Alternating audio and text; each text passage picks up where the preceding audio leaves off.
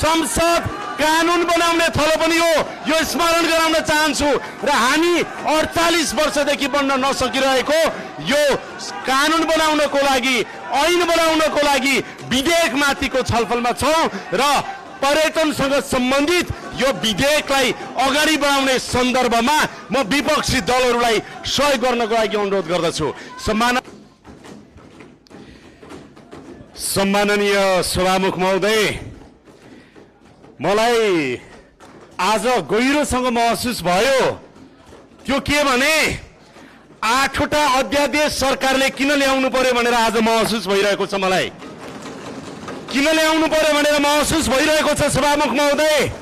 संसद यसै गरी चलेर विगत 10 वर्षदेखि हामीले 72 सालमा बनेको संविधानपछि जति ऐन र कानुनहरू संसदले बनाउनु पर्थ्यो त्यो कानुन किन बन्न सकेन भनेर यो तमासाले देखाइरहेको छ।